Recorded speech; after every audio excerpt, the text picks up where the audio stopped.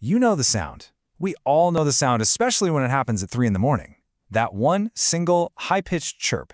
But what is that little plastic disc on your ceiling actually trying to tell you? It's way more than just an annoyance. It's a critical message. So let's decode it. Yes, that sound. The one that goes off just often enough to make you lose your mind. It's not the full-blown screaming emergency alarm, but it's something else. It's your smoke detector, literally trying to get your attention. So what's it saying? Let's learn its language. Okay, first things first. We have to know the difference between when the detector is just having a conversation with you and when it's screaming for help. It uses two totally different signals, and you really don't want to mix them up. Okay, so here's the bottom line. The chirp is a call for maintenance. It's a little heads up. The alarm, though, that loud, nonstop shrieking, that means one thing and one thing only. Get out now. Think of it this way. The chirp is a request. The alarm is a command. Look, 9 times out of 10, that chirp is just begging for a new battery. But it could also be telling you the dust is blocking its sensor, that the alarm itself is broken, or, and this is a big one, that the entire unit is over 10 years old and has expired. It needs to be replaced. All right, to really get what's going on, why they work the way they do, and why they sometimes fail, we gotta pop the hood and see what's inside. Let's start with the most common type, the one you probably have in your house right now, the ionization alarm. And this is where things get really fascinating. The heart of this device is a tiny, and I mean tiny, amount of a radioactive element. Now, hold on, I know what that sounds like, but trust me, it's completely safe, and it's the absolute key to how this whole thing works.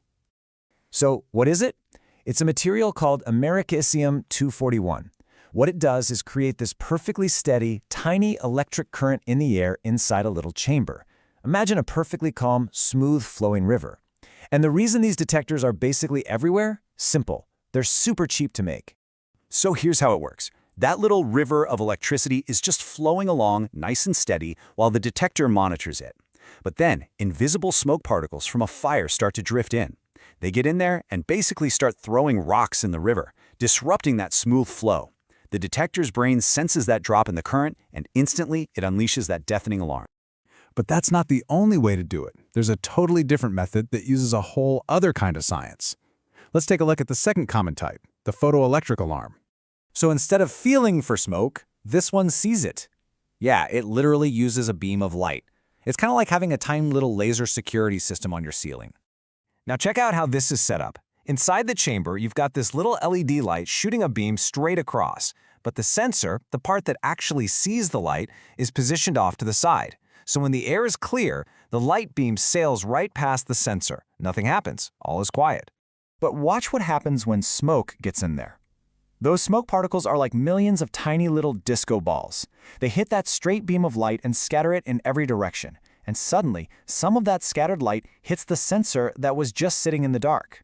The moment that sensor sees the light, bam, the alarm goes off. Okay, so we've got two different technologies, right? One feels for smoke, one sees it. And you might be thinking, so what? Who cares? Well, this is where it gets really, really important. The difference between these two isn't just a technical detail. It can literally be the difference between life and death. And here it is. Ionization alarms are champs at detecting the tiny, invisible particles from fast, flaming fires. You know, like a grease fire that goes up in a whoosh. But photoelectric alarms, they're much better at detecting the large, visible smoke particles from slow, smoldering fires. Think of a cigarette dropped on a couch cushion. And this quote right here says it all. This isn't just a theory. Fire departments have been shouting this from the rooftops for years because so many deadly house fires start as slow, smoldering fires. An ionization detector might not give you the warning you need in time to get out safely. 9 minutes. Just let that number sink in. In one test run by the Boston Fire Department, that's how much of a head start a photoelectric alarm gave over an ionization one in a smoldering fire. 9 minutes in a house fire is an eternity. It's a difference between walking out and not getting out at all. Let's just look at the raw data.